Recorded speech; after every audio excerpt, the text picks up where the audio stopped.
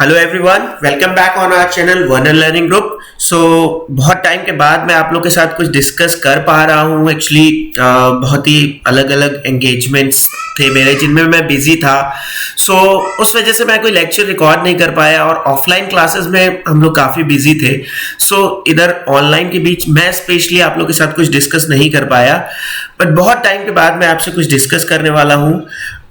एक important exam से related information मैं आप लोगों के साथ आज शेयर करने वाला हूं। बट उससे पहले हमारे चैनल वर्नर लर्निंग ग्रुप से रिलेटेड एक अनाउंसमेंट, जहां पर मैं आपको बताना चाह रहा हूं कि अब हम लोग स्टार्ट करने वाले हैं online classes. Okay, it's completely free on our YouTube channel, जिसमें हम लोग एक सीरीज स्टार्ट करने वाले हैं फाउंडेशन क्लासेस से रिलेटेड, जो नीट एस्पायरेंट्स हैं उनके लिए भी बेनिफिशियल होगी और जो बेसिक बायोलॉजी पढ़ रहे हैं उनके लिए रिलेवेंट है, या कोई एग्जाम स्टूडेंट्स देना चाहते हैं, कोई भी कॉम्पिटिटिव जहां पर बायोलॉजी बहुत इंपॉर्टेंट रोल प्ले करती है या फिर नहीं भी करती, थोड़ी बहुत बायोलॉजी आती है। सो उसको भी हम लोग स्टार्ट करने वाले हैं अपने चैनल पे। So it's about foundation classes. Okay,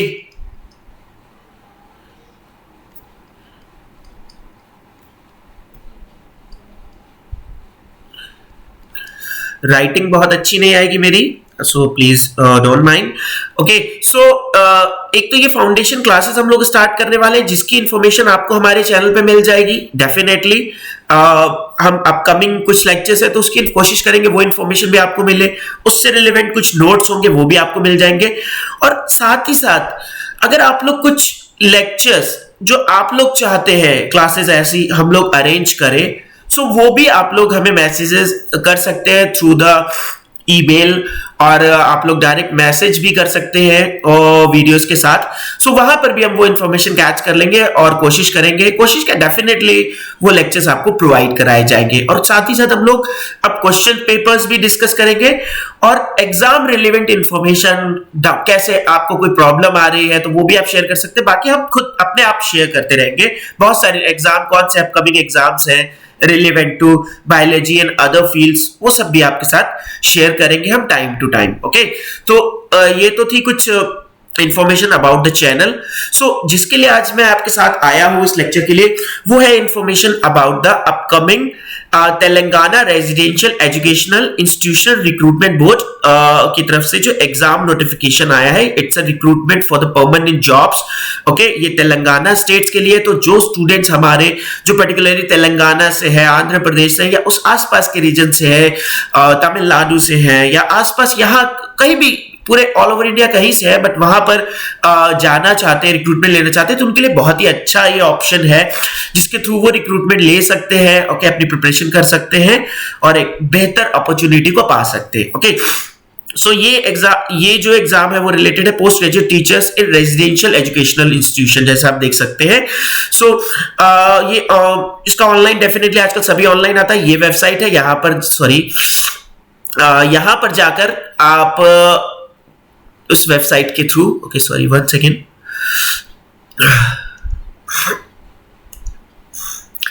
ये है इंफॉर्मेशन। ओके, ये वेबसाइट है,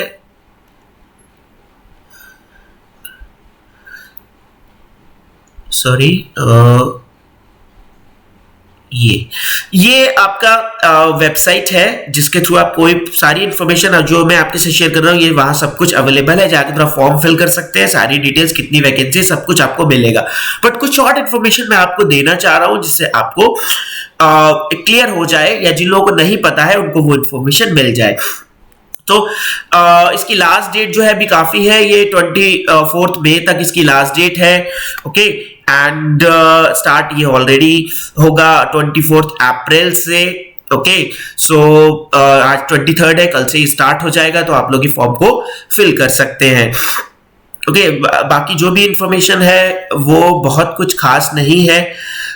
तो उसके बाद मैं आपको बताना चाह रहा हूं कि इसके जो एग्जाम पेपर्स होंगे वो पेपर 1 सो बाइलिंगुअल होगा इंग्लिश एंड तेलुगु में। तो जो लोग ये सोच रहे हैं कि हमें वहां की लैंग्वेज नहीं आती, तो डेफिनेटली वो इंग्लिश में भी होगा और तेलुगु में भी होगा। तो जो उस रीजन के हैं डेफिनेटली उनकी दोनों लैंग्वेज में उनको बेनिफिट होगा, बट दूसरी लैंग्वेज में आपको पेपर क्लियर होगा, क्योंकि डेफिनेटली आज जो स्टूडेंट्स आजकल रहते हैं वो इंग्लिश सभी को प्रॉपर वे में इंग्लिश का रहता है नॉलेज, कोई बेस्ट है। अब आजकल बोर्ड्स पे ऐसा नहीं होता किसी ने पर्टिकुलर हिंदी या फिर कोई स्टेट लैंग्वेज उसी में पढ़ाई की, हायर लेवल की एजुकेशन ली है तो डेफिनेटली इंग्लिश में उसकी पकड़ बहुत अच्छी होगी। ओके, सो इंपॉर्टेंट नोट्स है वो आपको बहुत ही सिंपल है, वो मुझे बताने की जरूरत नहीं है।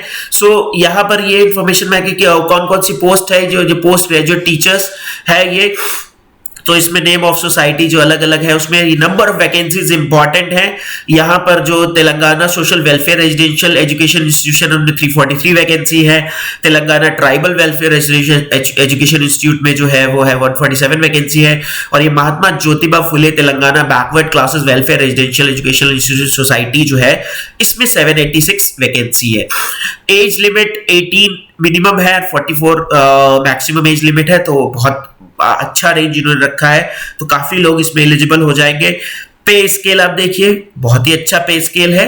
ओके, आपको सामने दिख ही रहा है, पे स्केल बहुत अच्छा है। सो ये एक इन्फॉर्मेशन, जो बेसिक इन्फॉर्मेशन मैं आपको दे रहा हूं, बहुत ज्यादा डिटेल में नहीं जा रहा हूं, वो आप लोग अपने आप देख सकते हैं। बस मेरा है कि आपको इन्फॉर्मेशन एक कैच कर ले आप लोग, जो आपको मिल जाए। फिर क्वालिफिकेशन बहुत इंपॉर्टेंट होती है किसी भी एग्जाम के लिए।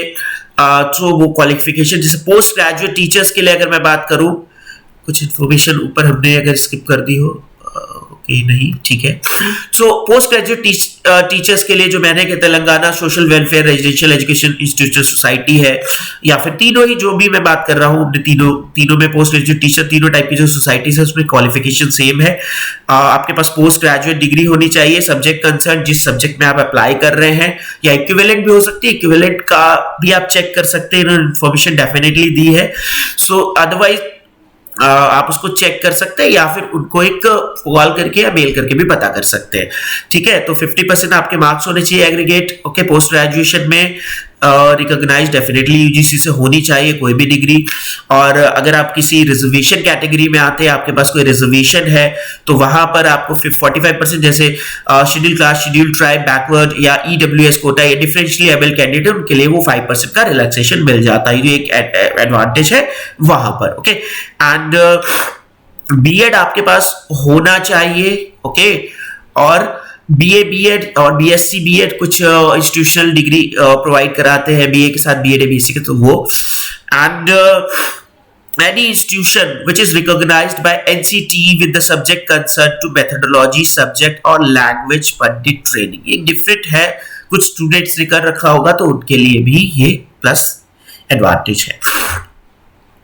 सो ये कुछ डिटेल्ड क्वालिफिकेशंस होगी पोस्ट ग्रेजुएट टीचर्स के लिए। सो कुछ इन्फॉर्मेशन है जो स्टूडेंट्स अपने आप उसको चेक कर सकते हैं, बहुत कुछ खास नहीं है, आपके सामने है, मेरे बताने का कोई एक बनता नहीं है। फिर उसके बाद आता है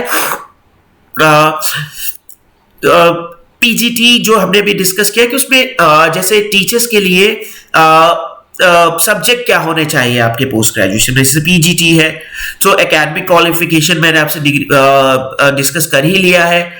ओके, सो उसके बाद ये आता है कि आपके पास क्या क्या, जैसे पोस्ट ग्रेजुएट टीचर इन तेलुगु, जो उस रीजन के हैं डेफिनेटली उन्होंने उनके लिए तेलुगु होना चाहिए पोस्ट ग्रेजुएशन में, हिंदी में है तो हिंदी में होना चाहिए, इंग्लिश में है तो इंग्लिश में होना चाहिए। ये तेलुगु आई थिंक हो सकता है स्पेसिफिक वहां पर हो सकता है, बट हिंदी और इंग्लिश के लिए कोई भी अप्लाई इजीली कर सकता है, किसी भी रीजन का हो, अगर उसने वो सब्जेक्ट कंसर्न पढ़े हैं।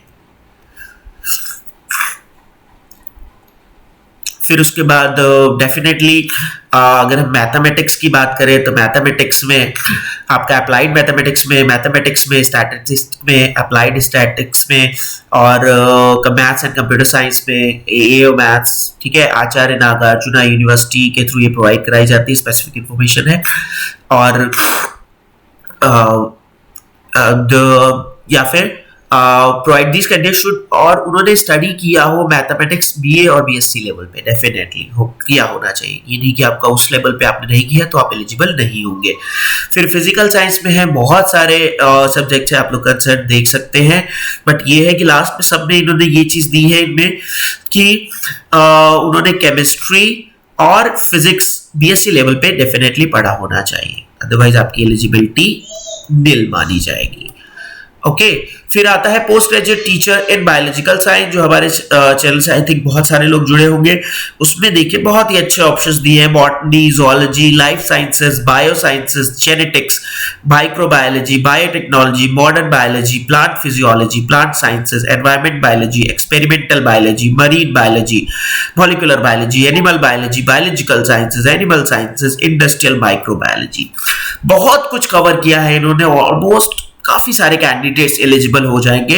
तो एक बहुत ही अच्छी अपॉर्चुनिटी है, आप लोग इसको जरूर देखिएगा। अगर आप एलिजिबल है तो डेफिनेटली इस फॉर्म को फिल करिएगा, गोल्डन अपॉर्चुनिटी है, ठीक है।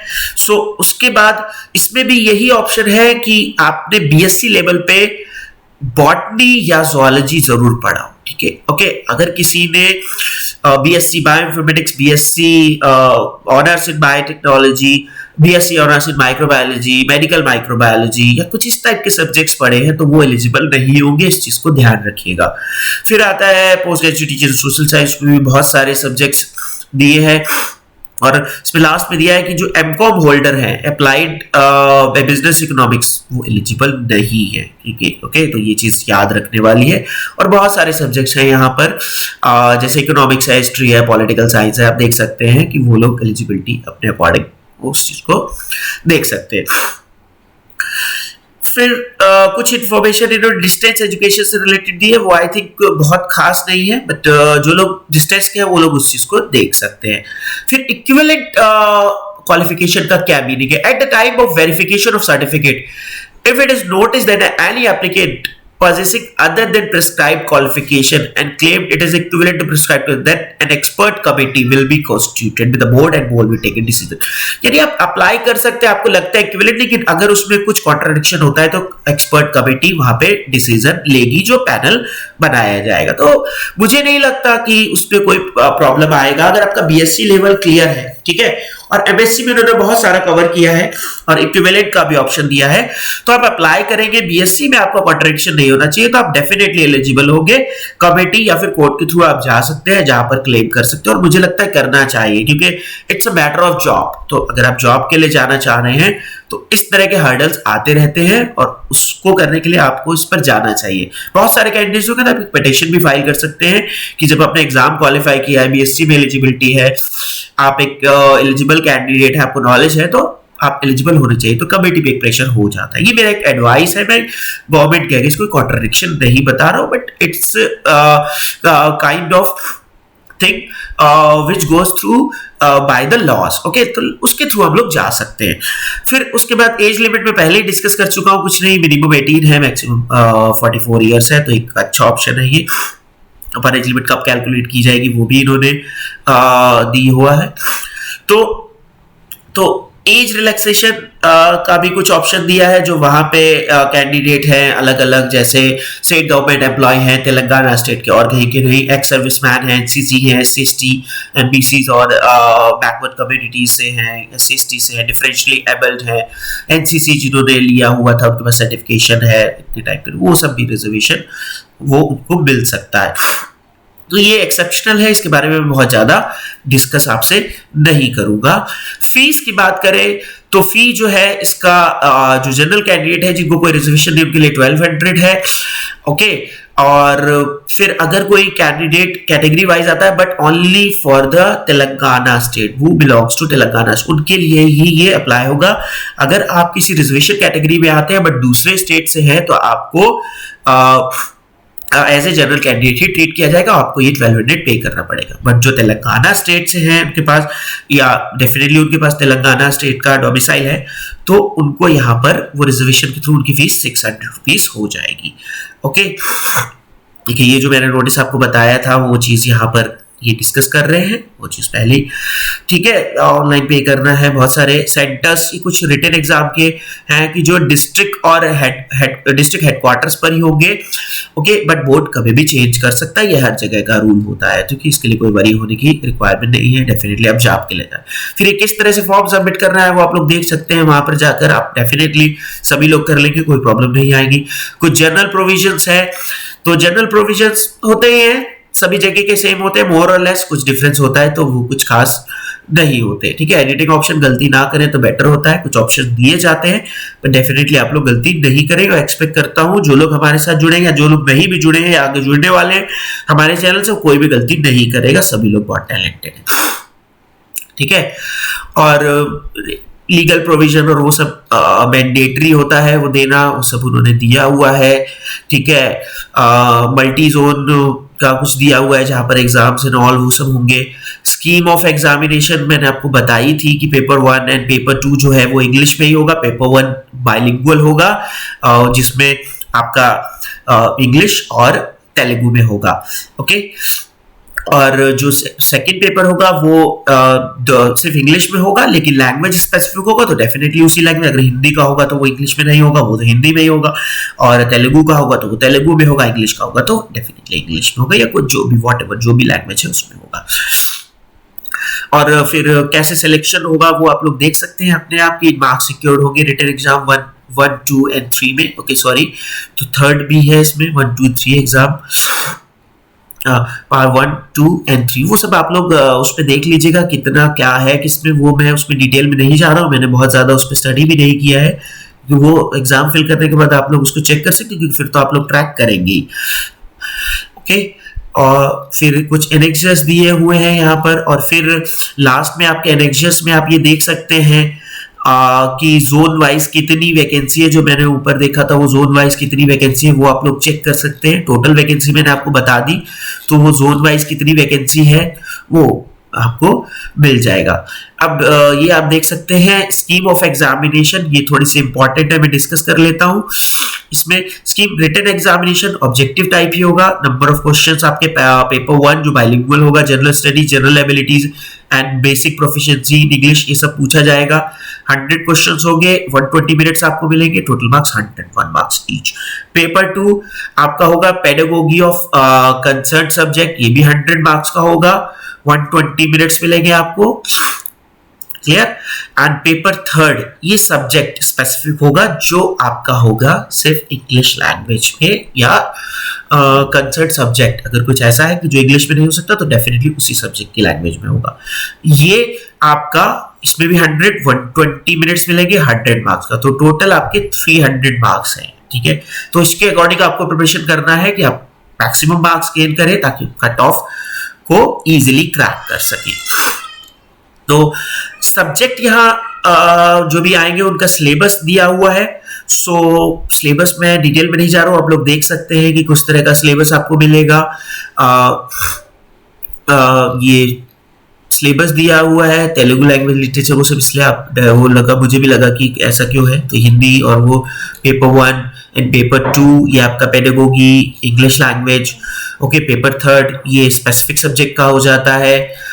सो ये सब सिलेबस के बारे में डिस्कस किया हुआ, वो आप लोग देख सकते हैं। मैं किसी भी सब्जेक्ट के उस पे नहीं जा रहा हूँ सिलेबस पे, बट सिलेबस मोर और लेस सब्जेक्ट का सेम रहता है। क्वेश्चन पैटर्न आपको देखना पड़ता है, अगर आप बेसिक जानते हैं तो आपको कोई इश्यूज नहीं आते। फिर एनेक्सर 3 में कुछ कैंडिडेट्स के लिए इंस्ट्रक्शन दिए हुए हैं, बहुत इंपॉर्टेंट होता है, ठीक है। सभी इंस्ट्रक्शन इंपॉर्टेंट होते हैं, तो आप वो आपको ध्यान से पढ़ने चाहिए ताकि कोई मिस्टेक ना हो। कहीं पर आप ऐसा तो नहीं फॉर्म फिल कर रहे हैं बट आप एलिजिबल नहीं है, कोई क्राइटेरिया है जो आप फुलफिल नहीं कर रहे हैं, तो उसके लिए आपको डेफिनेटली उस चीज को रीड कर लेना चाहिए, ओके। और ये कुछ जो रिजर्व ये स्पेशली मैं जो स्टेट के रिजर्व कैंडिडेट है और रिजर्व कैटेगरी में आते हैं उनके लिए इंपॉर्टेंट है कि आप शेड्यूल कास्ट का जो उन्होंने एक लिस्ट दी है स्टेट ने, तो उसमें आते हैं या नहीं आते हैं, अगर किसी को डाउट है वो देख सकता है, ताकि वो फिर रिजर्वेशन का बेनिफिट और फॉर्म में भी उसका कॉस्ट कम हो जाता है, वो बेनिफिट वो लोग ले सकते हैं। और उसी तरह से शेड्यूल ट्राइब कैंडिडेट्स का दिया हुआ है, जो स्टेट ने एक लिस्ट दी हुई है, और socially and educationally backward class के लिए भी एक लिस्ट दी हुई है, तो वो उन कैंडिडेट्स के लिए जो उस कैटेगरी में आते हैं उनको चेक कर लेना चाहिए, क्योंकि डेफिनेटली अगर बेनिफिट मिल रहा है तो उनको बेनिफिट लेना चाहिए, हो सकता है कि आप छूट दें, ओके। तो then group B vocational groups, जिसमें सॉरी मैंने देखा नहीं इस चीज को, सोशली एंड एजुकेशनली बैकवर्ड, उसमें अलग अलग वोकेशनल ग्रुप्स आते हैं, वो सब आप लोग चेक कर सकते हैं। फिर ये जो 2% रिजर्वेशन है डायरेक्ट रिक्रूटमेंट में गवर्नमेंट डिपार्टमेंट तेलंगाना में कि आपने कुछ पार्टिसिपेट किया है एक्स्ट्रा करिकुलर एक्टिविटीज में, तो वो भी आप लोग चेक कर सकते हैं अगर आपके पास किसी के पास सर्टिफिकेट्स है। तो ये थी एनेक्सर 5 लास्ट इंफॉर्मेशन। सो ठीक है, इस तरह से मैंने आप लोगों के साथ ये इन्फॉर्मेशन शेयर की है। आप लोग डेफिनेटली वेबसाइट पे जाइएगा, इसको डाउनलोड करिए और फॉर्म फिल करिए, और कुछ भी इससे रिलेटेड डाउट होता है तो कमेंट बॉक्स में मेंशन कीजिए। एंड अपने फ्रेंड्स के साथ या अपने जो भी नोन है, रिलेटिव्स हैं, या आपकी जो भी कंपनी है, उनको बताइए कि वर्ना लर्निंग ग्रुप आपके साथ इस तरह की इंफॉर्मेशन आगे भी शेयर करेगा, नई लेक्चर सीरीज लेके आ रहा है। सब्जेक्ट स्पेसिफिक पे भी हम लोग काम कर रहे हैं कि डिफरेंट सब्जेक्ट्स पर भी हम जाएं, जहाँ पर लोग हमारे अलग अलग फैकल्टी आए प्लेटफॉर्म पे आपके साथ शेयर करें। बट उसके लिए कुछ आप लोगों से एडवाइस चाहते हैं तो डेफिनेटली आप लोग हमें एडवाइस करिए, ओके, और हम लोग उस पर जरूर काम करेंगे। और हमारे चैनल को सब्सक्राइब करना मत भूलिए, और जो बेल आइकन है उसको प्रेस करना मत भूलिए। Okay, thank you so much.